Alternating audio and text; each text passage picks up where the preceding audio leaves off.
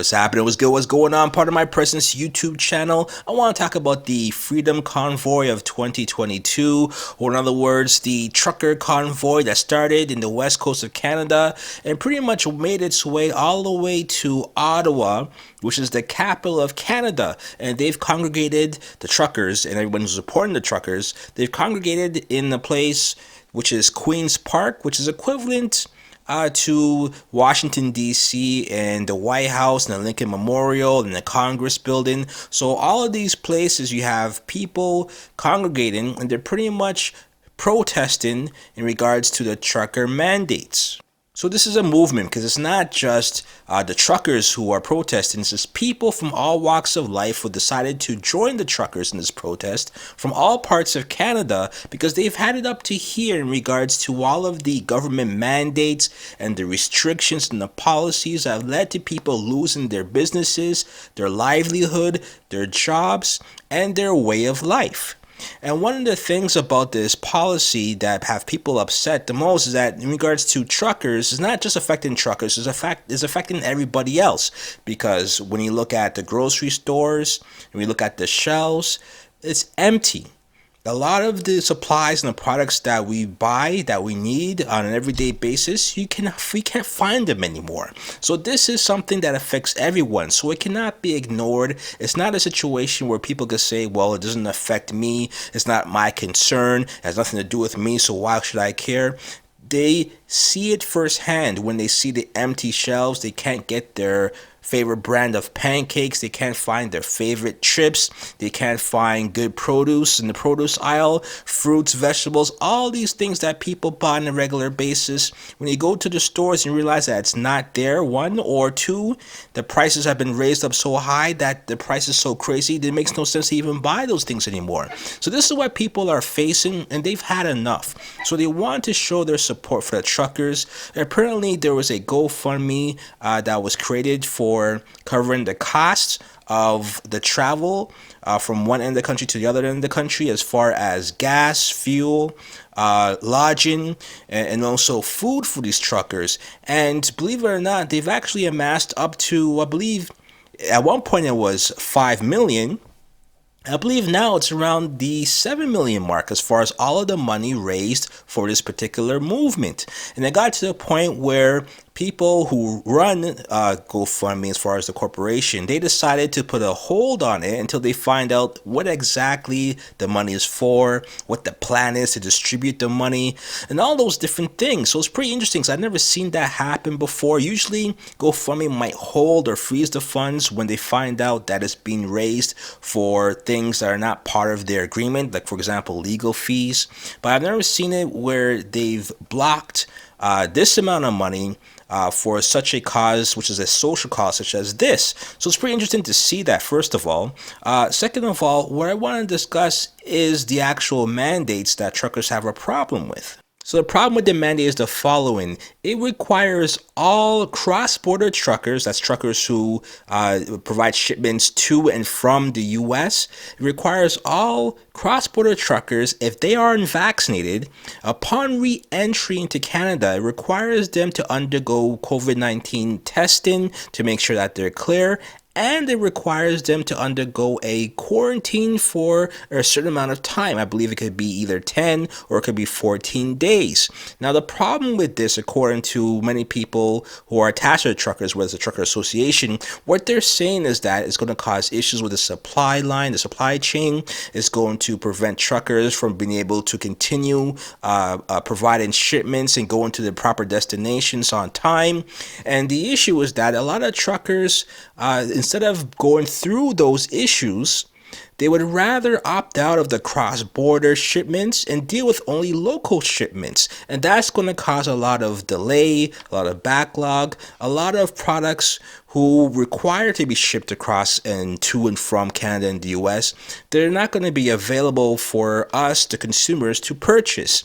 And that is a problem, right, for everyone involved. Now, the other part to this is that they're pretty much making it harder for truckers to operate who are unvaccinated or who choose to be unvaccinated. Now, I'm not going to go into the whole conversation on whether or not you should or should not be vaccinated. I'll leave that for another time. You could discuss that in the comments if you want.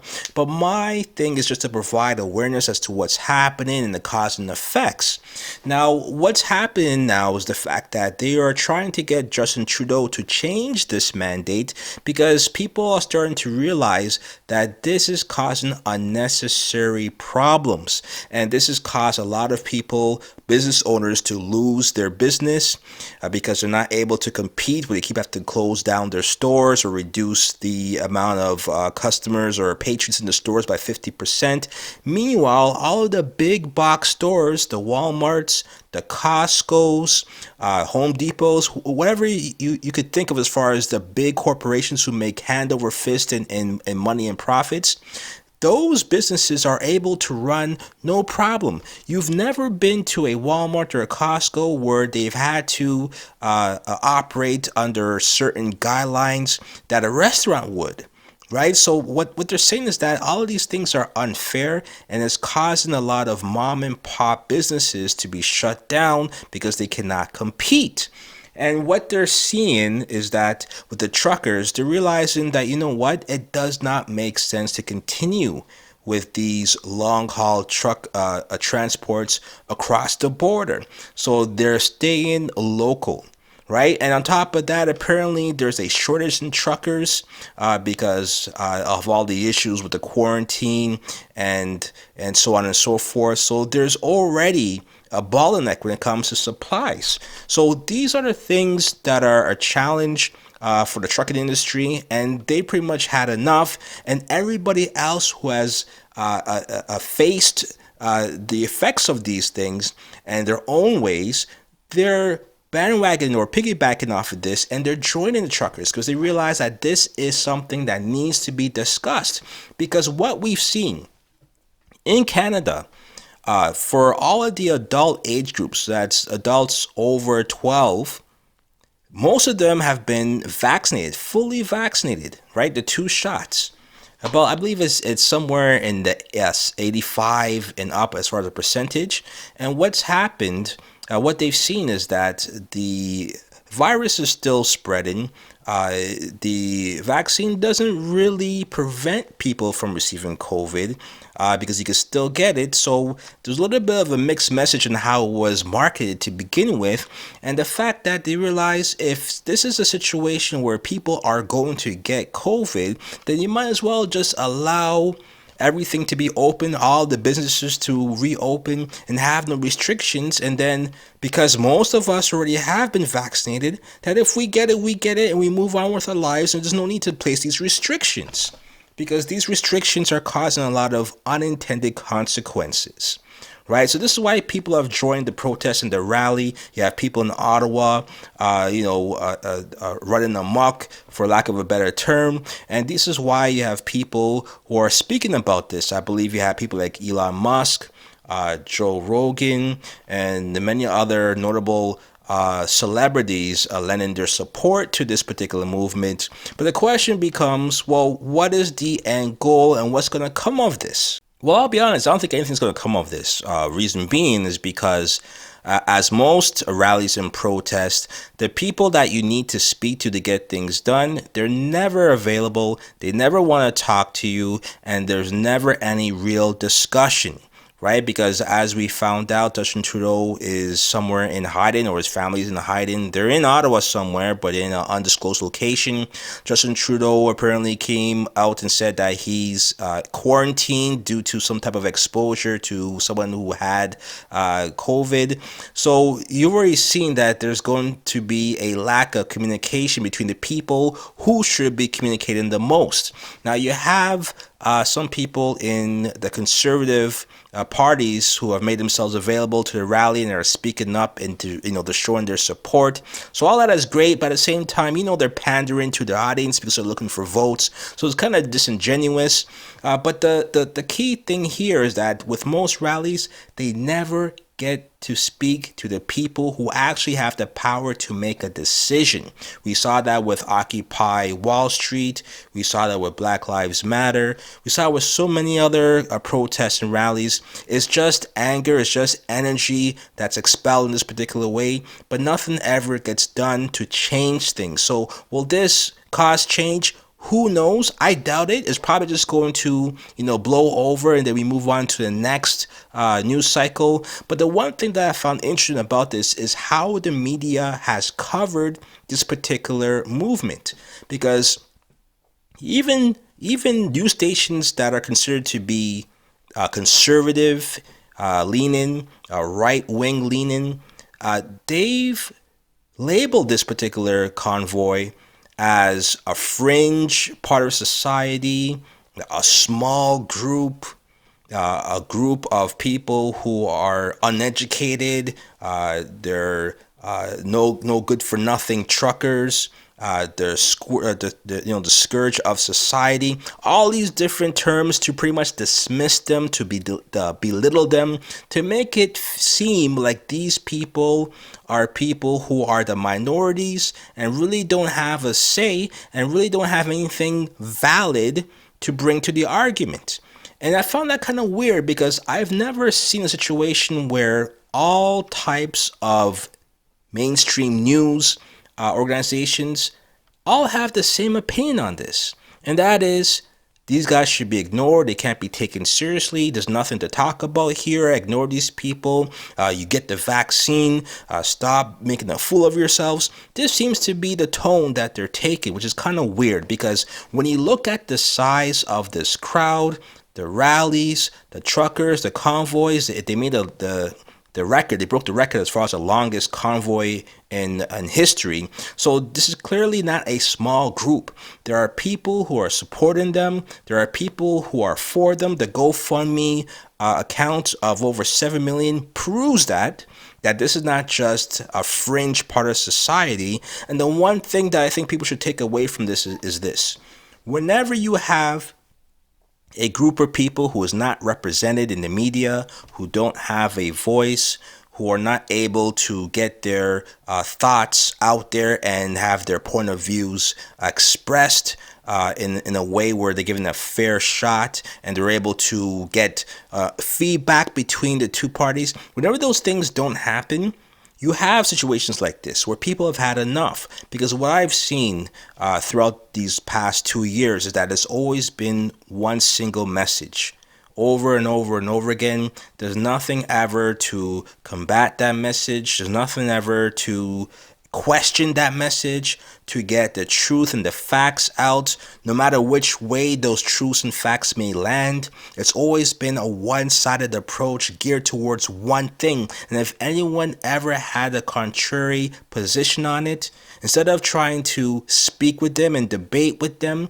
and to try to find out what the facts are and to go with the facts or the science, what they've done instead is ridicule the other group.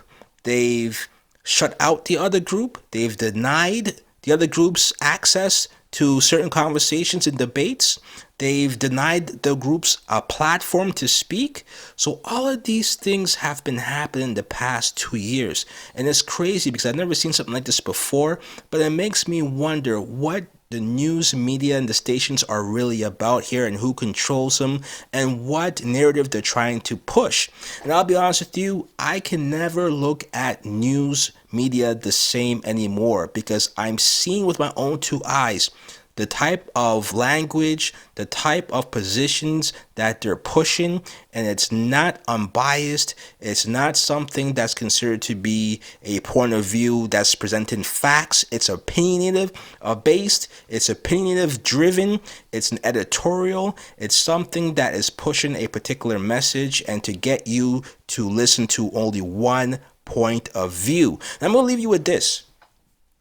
I remember back in college, it was university, where I wrote a paper on a particular subject. I'm not going to say what it is, but in that paper, I gave one-sided facts, one-sided opinions, and I did that to pretty much stick to my point of view and my stance and to support my stance, and that was it.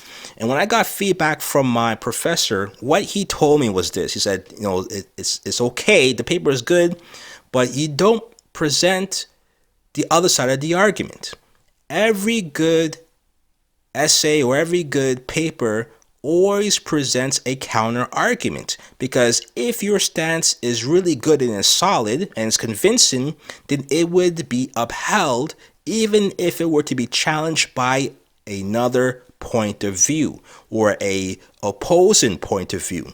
So you must always present an opposing point of view in order to decide or in order to let the reader get, I guess, the best opportunity to see both sides and still come out with the conclusion that your stance that you're taking is the right stance because it upheld to an opposing point of view, right? So what I'm seeing nowadays, especially with social media and people being able to control their narratives more and more and more, and journalism has pretty much been removed from the news media, is pretty much one-sided, and it's based on what a corporation wants to push based on their ties.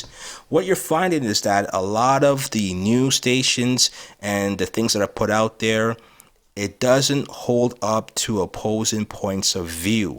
And as a result of not being able to hold up to opposing points of view, they completely erase the opposing point. And they keep drilling one point, one fact, one stance into your head, and to the point where that's all that you feel should be spoken about. It's all that they feel should be expressed, and there's no room for any type of discourse in an intellectual way or intellectual fashion. It's all disingenuous in how they bring about their arguments. It's always one-sided, and I think that's a problem. I think we need to get back to being able to have healthy debates without name-calling, without dismissing people, without belittling people, because at the end of the day, if your stance and your argument can withhold under pressure, withhold under other points of views, then believe it or not, you solidified your stance. You solidified your position. You made it clear that your position is probably the best position because it